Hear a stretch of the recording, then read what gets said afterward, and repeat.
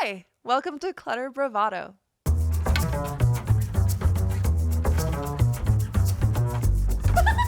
Yes, and it's the energy. It's not just about the stuff.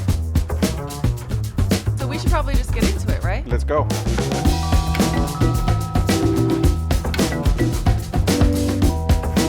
Hello. Good afternoon. How are you? Very well. Yeah? It is a Sunday. It is a Sunday. And you know what's great about Sundays is that there was a period in my life where maybe it was a day of rest. And now that I am training for a half marathon, which I won't shut up about, now that I'm training for a half marathon, Sundays are no longer days of rest.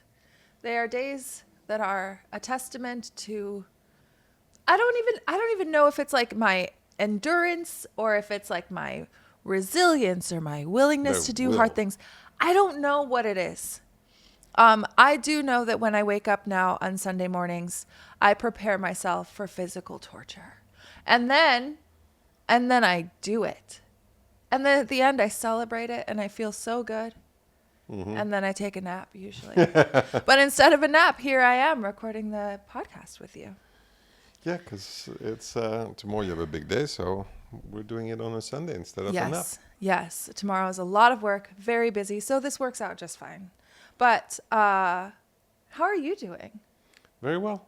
The weather has changed. We're in a spring summer situation here. So it is summer in Los Angeles, and I love it. And I love it too. It's so nice. Well, okay, it's definitely spring because it's about 75 degrees every day, right, and blue skies, and everything is green. It's such a joy. I love it here. And we have, well, not to spoil it, but we have 4 upcoming podcasts that I'm really excited about. Yes, we do. And I realized that we're recording this in April of 2025. Mm-hmm. We have, I would say, turmoil in the world. Oh, real? Wait, whatever do you mean, Laurent? That we have turmoil in the world? And we're going to focus on the romance, the artistry, the beauty of our industry. And, and that I'm excited about. Our podcast is going to stay, I don't know, I don't want to say positive, but focused on the, artistry of our industry. And those 4 are definitely... I agree. Artists. So I'm excited about that. Yeah, the guest that we have coming up, we recorded in San Francisco. And that was the first time that we did our podcast live in front of an audience, which was so cool and really fun. And we had a lot of fun with those episodes too, with those interviews.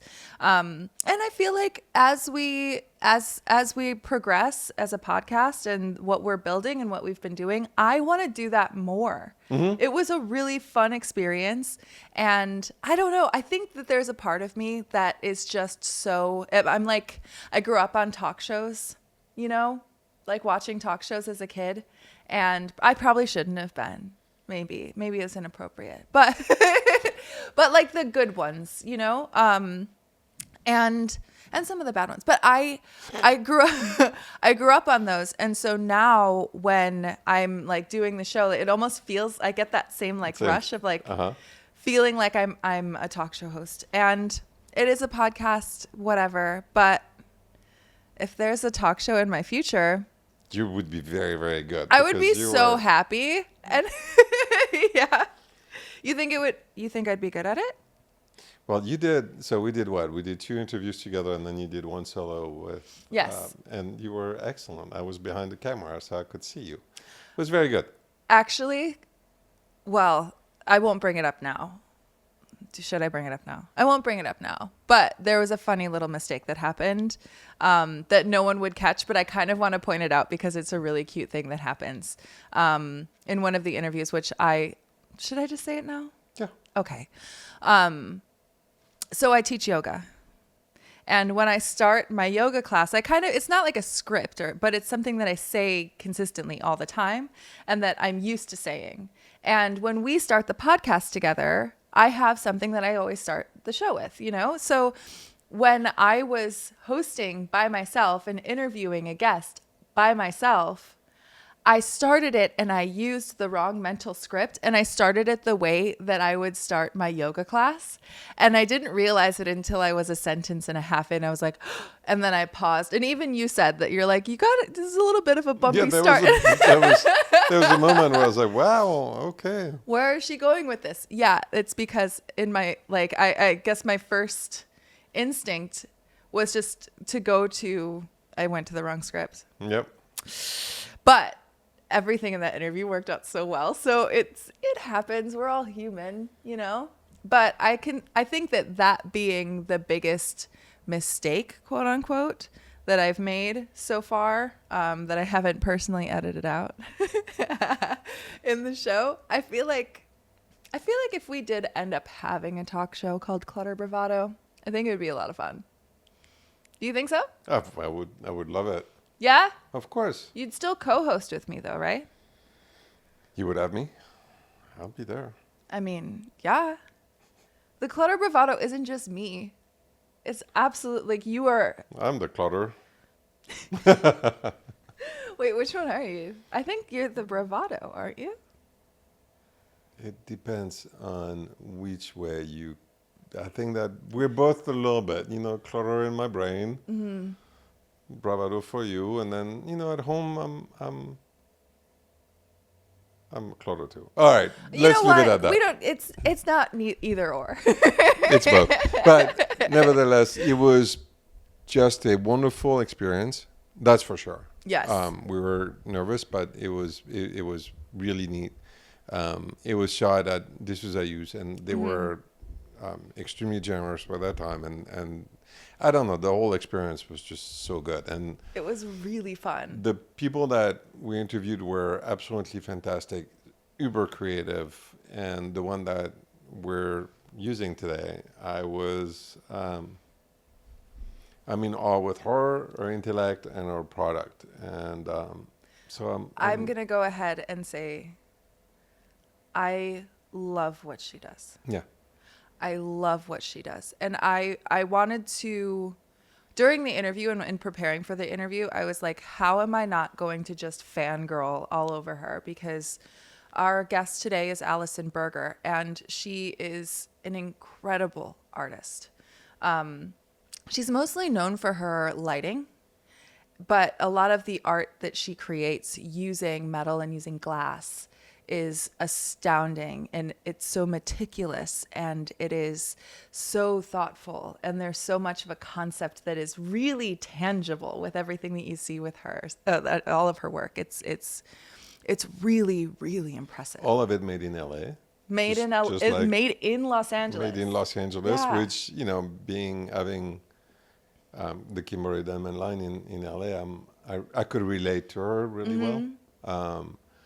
I am really excited to go visit her studio. Yeah. So the whole experience was just really uplifting. Yeah. And really inspiring. I want to, I mean, as much as I also want to be her best friend, because you know how I am. Yeah. I think she's amazing. But I also, I love that during the interview, she was really personable, really, she really shared a lot of what's going on internally when she's creating her work, and also the reality of it and what it's like to be an artisan in 2025, you know? So yeah, I feel like, I mean, she was a gem, and so we should probably get into it. Yeah. Let's go.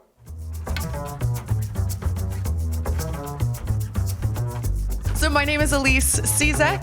And I'm Laurent. Laurent, one name. Laurent. Larry for if you really want to Americanize it.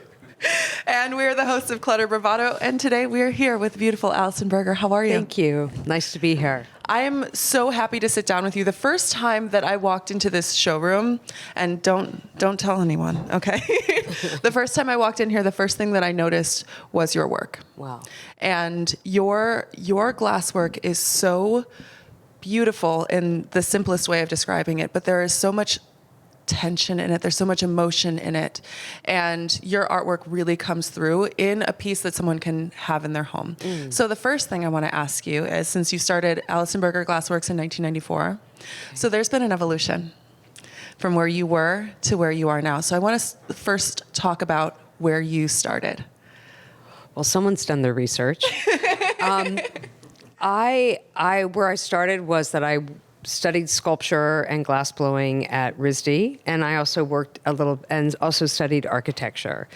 And I did that for a little bit. I worked in firms and in Los Angeles and New York, and then I opened my own studio in 1994. And I started by doing objects, really unusual. I was looking at Renaissance paintings and extracting the objects from the paintings themselves, which allowed me to study historical techniques and extract like a vase from a Caravaggio painting and reinterpret that. And that became my still life of objects that I sold. And they were at Bergdorf Goodman's and Takashimaya, but they sold in the couture areas. They were never in the housewares part of the store. And as a result, because they were in couture, designers who were showing in that area started to notice the work. And that was when you did some work for Hermes. Hermes and Comme des Garçons. And Comme des Garçons. Yes, did collaborations, yes. Yeah, so the Comme des Garçons, I don't know if any of you have taken a look at Alison Berger's website. I highly recommend that you do, because her work on there, it reads like one of the great masterminds of art. Your pieces are really beautiful. They're incredibly photographed. And the Tokyo Comme des Garçons installation piece, I want you to tell me a little bit about that, because when I was looking at it, it's beautiful because you have objects that are placed within these panes of glass that are really enclosed at the entrance of this store. And for those of you who might be watching online, I will add those to the video. But if you haven't checked it out yet, I highly recommend that you look at some of the photos on her website. But tell us a little bit about where that inspiration came from, specifically with that piece. So the way that Ray would work with artists is that she would find people that exemplified that season's collection. So for me, it was about transparency. And I showed her an image of Giacometti's palace at 4 a.m. And the exterior of the store was just a typical, what we call butt glazed, right? Just glass and silicone. And I proposed that we created these glass boxes that would actually interfere with the circulation of the sidewalk of Tokyo, so that the pedestrian traffic would have to flow around these boxes. And, just by miraculously, it was agreed upon. And of course, with her status, she got it approved through the city. But the intention was that the pieces were set on the floor of the sidewalk, so you had to bend down and look at them. And it became just this, ritualistic way to view the work. And it was really exciting. Yeah, I feel like with your pieces, they kind of command that attention. Sometimes you can have a piece of lighting that's in your home that maybe you don't notice right away, but they say that lighting is the jewelry of a home. And I think that yours really, really embodies that. Thank you. Yeah. So moving a little bit forward into your work. So you had started working with Holly Hunt, correct? Correct. So tell me a little bit about what that part of your transformation looked like. I met Holly in the late 90s, and it was with the intention of her representing the objects. But at the time when I was living in Venice, it was like an open frame bungalow house, and I had tethered to the rafters all these lights that I had made. And she was like, "Those are great, but what are those?" And I was like, "Those are fireflies." And so, being an artist, we always create work for ourselves. So the house didn't have great lighting, so I was making lighting for the house. And that began the trajectory of like almost 25 years of being part of that. Wow. Yeah. So in working with Holly Hunt, had you kind of checked out what she was capable of before you had started working with her? Did you sort of like rise up around the same era? Like what was that relationship like? It was a collaboration of building together. Yeah. Thank you for thinking I'd be smart enough to research. No. I love it. You're really like a true artist in that. Like you are creating for yourself. I love that you were talking about that and the fireflies. I imagine that there was something that you had written about fireflies in a jar and how that's really inspired a lot of your work. So speaking of inspiration, you take a lot of inspiration from Da Vinci, from like you said, Caravaggio. So tell me a little bit about what your process is in taking that inspiration in and then creating something that seems so precise at the end result. I mean, what is such a big inspiration I draw from is nature, and then this time in the 1700s where science was starting to prove what had previously been considered God-given, like gravity and lenses that were created to make the unseen seen. And suddenly science was starting to explain natural phenomena. And for some reason, I'm just connected to that, to the mechanism, to the instrumentality of it. And so when I have an idea, I never want to reinterpret it. I want to get it to its essence, like perfume. So I always want it to be like a peripheral reference, almost like a memory, but never exacting to the thing itself, which is a really abstract way to work. Like I want it to remind you, but not to be the thing itself. Yeah. So, So what's amazing is because I looked at your book and your website, and it's beautifully shot, beautifully, the intellectual part, but you're capable of making those things, translating it from that idea that, to that. And that's really fascinating to me. Yeah, Thank tell me you. a little bit about what that process looks like of getting that perfect shape, because that's something that you find in your work. You can create a perfect sphere, a perfect teardrop. And what I was talking about earlier with that like surface tension that you create, that feels really effortless, but I imagine there's so much effort that goes into that. So what is that process like of attaining that sort of perfection? it's painful. and exasperating. The process, the materiality of glass is so exciting. It's something I've been working with almost, over 30 plus years, and it's a teacher. And so every time I think I want something to be something, the material shows me what it's going to be. And so what I've learned, and thank you for describing the form so generously, it's really about listening to what it wants to be. Because coming from an architecture background, I will draft a form, I'll be like 3 inches and 4, and it's like, that's not what it's going to be. So it's about being in flow and letting it be a dialogue. And I don't know if I'm going to say this correctly, but is it anonism? That is the belief that objects have their own spirit and life. And I feel like when we're working on something, and if I don't hear it, it's because I'm not willing to listen to what it's trying to tell me, because at some point the work starts to take on a life of its own that has nothing to do with me. I think that's the beauty of light. I never could have anticipated these water-like reflections on the wall.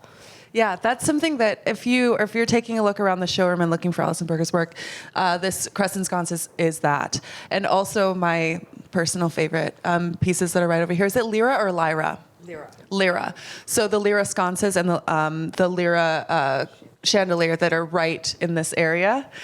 There's so much depth and there's so much weight in the glass, and it feels so balanced. So obviously you were inspired by scales and measuring, and I also noticed that you had written that you like to remove the decoration from it, that it's really pure. But then I love that you just mentioned that, like, as you're working with it, you never know exactly how it's going to play with, like, how the light is going to bounce through it and throughout different days and things like that. Exactly. Yeah, and the way that you play with shadow. So throughout that discovery process, is there ever something that when you are creating something like that a light will pass through it and you're like, oh, I don't want it to look like that? Like something that you just detest, or are you able to keep like curiosity and the sort of the playfulness with it? Try to do the latter. Try to be in the playfulness of it. Yeah. Yes, exactly. Yeah. But it is really magical. And so now you're an artist. You've done, custom installations. Now you're in a showroom with, how do you have to adapt your work to, being able to reproduce, being able to customize, being able to, how is that working with, with clients? I love it. I love it. I love being able to collaborate and look at a space and try and find the perfect harmony between the room and what the function of the room itself will be. Our production is very bespoke. I sign every piece. We make every piece in collaboration with some incredible teams that we have the privilege of working with. So it doesn't feel anything different than the creative process itself, because each piece, they're not meant to be perfect replications of themselves. They're really meant to be brothers and sisters of the same set, so that the natural materiality and the flow of the glass can come forward. So when we're working on a piece, we get to share with the client, like, these are going to be slightly different, like they were in the 1800s when glass was made, before it was industrialized. Yeah, so with your new collection that you have here at DeSousa Hughes, that is the offering chandeliers in the offering collection. Absolutely amazing. Stunning. And because there's the offering chandelier. As you will walk out, you'll see it sort of in the middle here. You're combining a lot of different elements in there. So you have a vase, you have a crystal, and then you have glass that has been etched and been drawn on, sometimes with words or with drawings. And each of those is customizable to whatever client you're working with or to the designer that you're working with. And tell me about how your relationship with the DeSousa Hughes Showroom is sort of informing this project for you. Those were a lot of good questions. The offering collection is, first, it's based on an altar for our life, and the idea that everybody is going through something. And if we can just have a moment of repose and just kind of acknowledge to slow down for a second and acknowledge it. So the offering itself, like you're describing, is comprised of several different components. Each are meant to be arranged as someone sees fit for themselves, which is unusual, because typically, like the Lyra chandelier or the other pieces we work, they come in a particular modular way. This is more about an intimate collaboration with the client. If they feel so moved, the pieces in the collection have very specific names: Firefly, Bloom, Nest, Seed, and Crystal Point. All of those are meant to be inspired to create your own story as to what your altar for life is. So, and the way that this piece is just an example in the showroom of what it can be. Everything in the showroom here is just an introduction to the beginning, because the possibilities are endless in terms of collaboration. And what that means in terms of the showroom is, like, how fun to be here with these two great guys, Eric and Jeffrey, in the most beautiful showroom, and let the work shine the way that they see it. Wow. And so everything is made in Southern California? Correct. Okay. So you can customize everything and just bring it For up. the right price. For the right price. There you go. I love it. So you'd been on the East Coast. You've kind of been all over the States. So why did you settle in Southern California? That is a great question that I'm still asking myself. No, I think LA is one of those places that you go and either you connect with it or you don't. First of all, that's one thing. The other thing is, it's a city of outstanding makers. If you think about the film industry and all the craftspeople that are embedded in the city over decades, right? You can get anything made you want in Los Angeles. So that was a big draw to that. You just have to drive a lot, that's all. Yes, and I know, we do that. We do that a bit. Exactly. You guys are from LA. Yeah, we're based in LA too, so we get it. Yeah. We can get anything in LA. Do you feel it's interesting because it's one of those where you have to go to the bronze foundry and your day is gone. You've done one thing.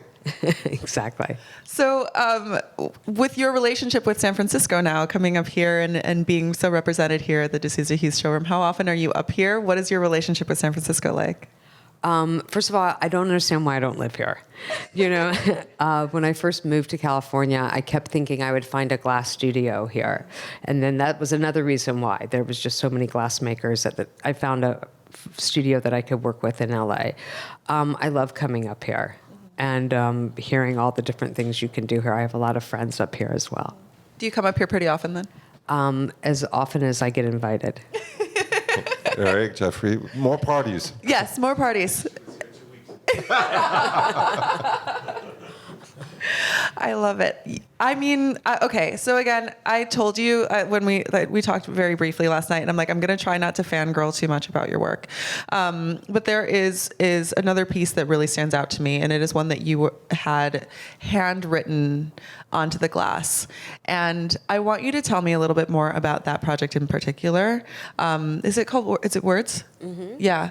And how that is something that, when someone is coming to you and wanting to put that in their home, and it's something that's really personal, how does that personal relationship affect your relationship with the client, with the designer, and with what you're creating at the end of the day? I mean, I think all of it. I mean, being an artist is amazing, but being able to connect the work with someone who sees it and who can bring their own vision to it is the most exciting thing to me. Mm-hmm. And so it's this reciprocity of excitement and collaboration. So there's ways that we can work. If you want to go, it's kind of like a conversation. You can meet someone and you can have a lovely conversation, or you can go deep. Yeah. And when you go, and both are just as valid, right? And so it's that depth of conversation with the client that really allows the work to just be a little bit more than that beautiful light conversation. None of it is valued higher and lower. It's just like, where are you connecting? Yeah. And so I like to know about the clients. I like to know about the space. I like to understand. I like to talk about, this will be the last piece you will ever need to buy for this space. And so it is an heirloom for your family, for your next generation, and how to create work like that. That is forever. So let's go deep. So in creating, I'm really curious, even from the beginning of your career or to now, what is something that you're afraid of? Do you have any fear or anything that's challenging you, an obstacle that's in your way when it comes to what you want to do next or where you are right now? Wow. I'm going to take a break and I'll be back. I would say time. Is there going to be enough time to get everything I want done? Wow. So I have and there's just so much I want to say. Mm-hmm. And the way I've kind of mitigated that is that I've started traveling and studying glass techniques around the world, and I've spent some time in Eastern Europe because I need more support in getting the words out, because I really want to bring the language of light and the beauty of the quality of healing light into people's lives. Mm-hmm. And so I feel like that's really the thing, the time. So, in modern houses with recessed lighting and which, I'm sorry, I find that totally awful. Sorry if you have a project like that. But you are taking something that's, you're taking a completely different path where your lighting is really a work of art. It's a jewelry. It creates a mood. How do you work with clients? How do you advise clients, or how do you change that, from having a hospital hallway with, 50 recessed lighting to changing it to your work of art? Well, first of all, I believe that a home needs to have layers of light. And that's really beautiful. When it's in the functionality of the day, it can have that kind of really clean space of light. And that as day transitions into night, there's this mood that start to happen. And so the perfect residence is really where the walls are being lit with light, washed with light, where there's this layering. If you think about it in terms of music, think about light as symphony. You want to hear different melodies of tone, of illumination in the home that could be happening concurrently, and yet there can be the first chair cello coming forward the most. And so that play of yes, it has to be architectural. And it is also, and let that work with the sculptural aspect of the house, that they actually are a harmonious balance that can be created, that I've seen in projects that are astounding. So I think all is possible. So see, I'm not going to fangirl either, but what I loved looking at your book, and last time I came, we Morgan gave me your book, and I was just in awe because you create work of art. I mean, your technique is fantastic, but what I love is your philosophy behind it, and that is huge respect. Thank because you. it was eye-opening. So thank you. And that too, sort of going off of that and what you had just mentioned, which is that there's so much more that you want to do and that there's so much like healing in the process of creating art. Is there a specific piece that you can remember that sort of like opened you up, or is, I'm not going to say like what's your favorite, but something that was a real milestone in your creative process, one particular project that stands out to you? First of all, your questions are fantastic, and thank you. I wish I'd had some of them before than just now. The aura pendant. The aura pendant is based on someone very close to me who has since passed away. She had a necklace that was a jewel that was in a drop like that, and that I wanted to create a piece that would somehow embody her light. And so the quality of that piece, you know, when it was able to emulate, you know, it throws an aura, it throws this cast of light like someone's aura. And I was like, oh, that exceeded my expectation of wanting to create a memory of this person. Oh, wow. When you look at that, then it brings that back for you. Yes. Yeah. Because, you know, do you ever have friends who are like, I love that necklace? And they're like, you can borrow it for the night. And you're like, you know, and so I would always like wear it and then be like, here. And so I was able to kind of create that. And that aura piece too is really beautiful. There's a couple of them that are in the back. Highly recommend you walk through and check it out. Again, that's one that it's so heavy. It seems so heavy. It takes up space in a really, for glass to take up that much space and to have that much weight, I think there's something really majestic about it because of the way that it reflects light, because it's present in the room. It does take up that space, but because it's so transparent, you're able to see through it, and then you're using like the really heavy metals with it as well. It's truly stunning. I really love that piece. Thank you. So I want to pivot a little bit. Okay. Scared. No, it's fine. I'm not. There are 3 questions that I ask all of our guests, and I'm going to do that at the end. Okay. But I have one little side note for you. What's your day to day? Like, what do you do? Like, how's your life? Like, what's your life like? Wow. Well, my cell number is. Yeah, what a great question. It's such a. I mean, the days are different. I mean, I definitely get up early and do, you know, practices in the morning. But it's like every day is different. And I think that's what's so exciting. Some days are admin. Some days are creative. Some days are being a wind-up toy in the corner, not being able to figure something out. Some days are like, and I think that's the most exciting thing, that each day is a little bit different. Yeah, and that your work also represents in some ways ritual, especially with your offering collection. Do you have any specific rituals that you do every day that's something that you do for you to keep yourself grounded? Yeah, be outside. Oh, nice. Yeah. Yeah. Big That's hiker. why you're in LA. Yeah, exactly. Be outside. Yeah, you go to Griffith Park naturally, I'm sure, Yep, like all hiking the around. time. Yeah. I love it there. Yeah. It's so nice. Yeah. We'll have to go hiking We will. Let's go for a hike. I like Okay. that idea. right now. Let's get out of here. Apparently, it's raining down there, and they're traumatized. I've already talked to 2 people. I'm like, how are you? Well, it's raining, you know. I'm like, well, yeah, a couple of days a year. Los Angeles.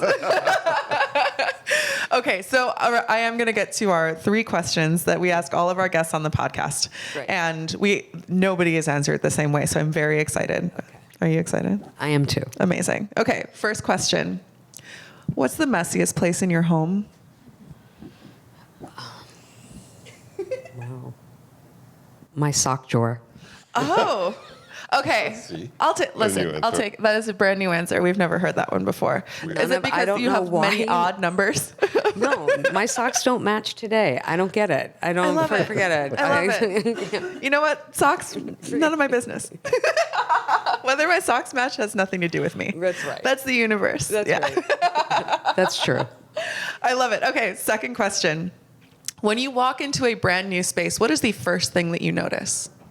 The light.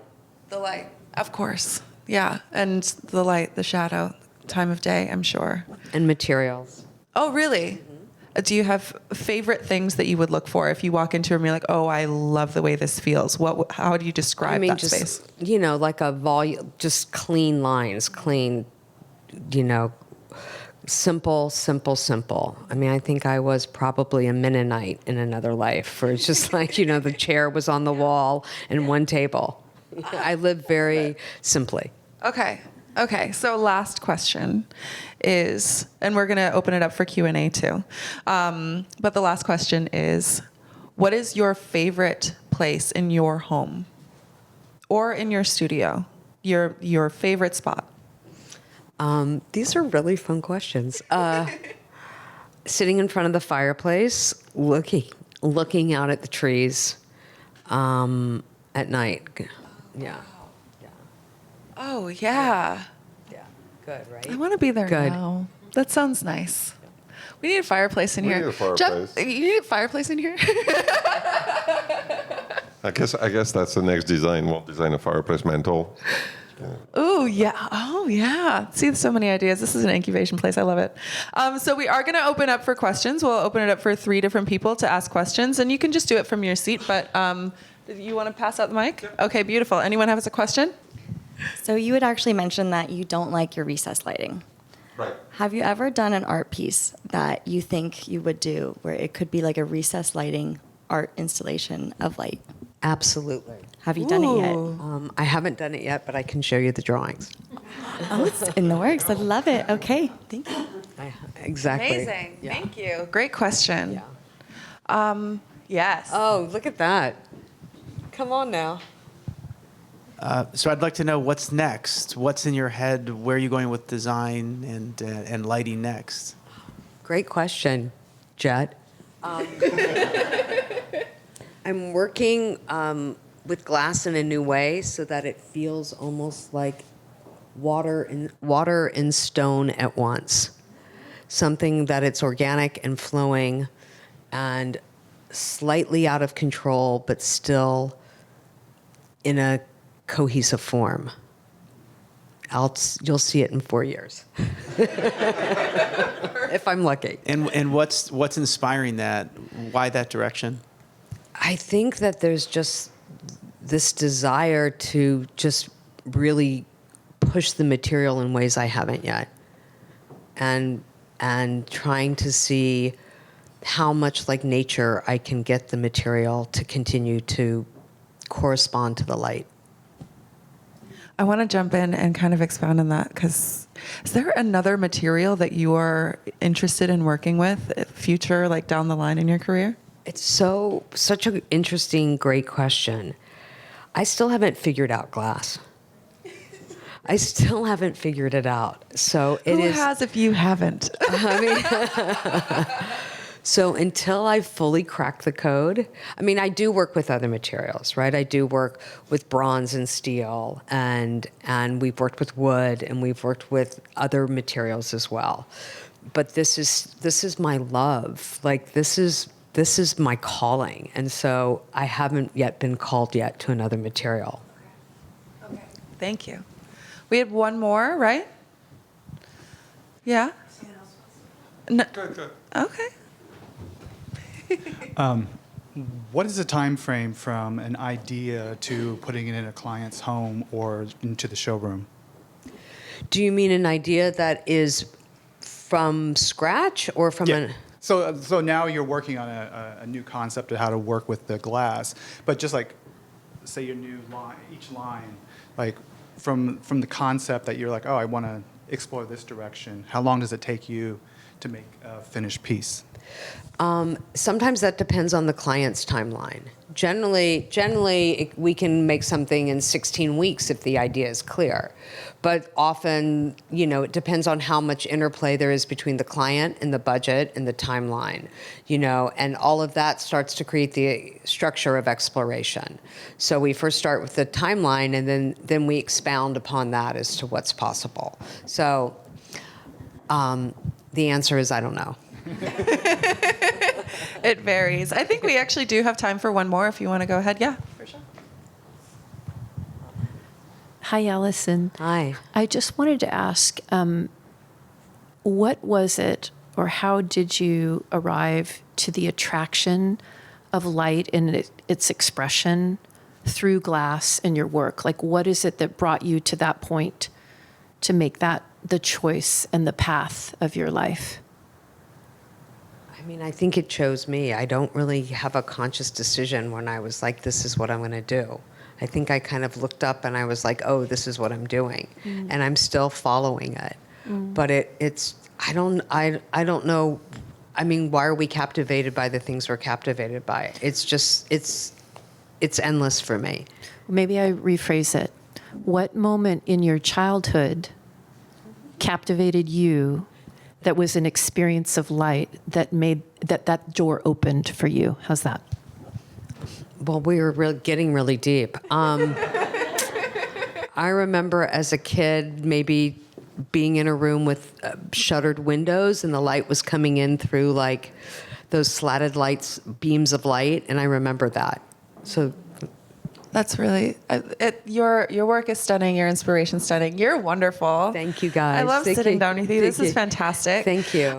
So again, for anyone who's here and for you too, we are going to be putting this interview up on our YouTube. So that's at Clutter Bravado. Great. And that's also on our Instagram. We'll clip it out too. So we'll get some cool clips of you being awesome and post it all over social media if that's chill.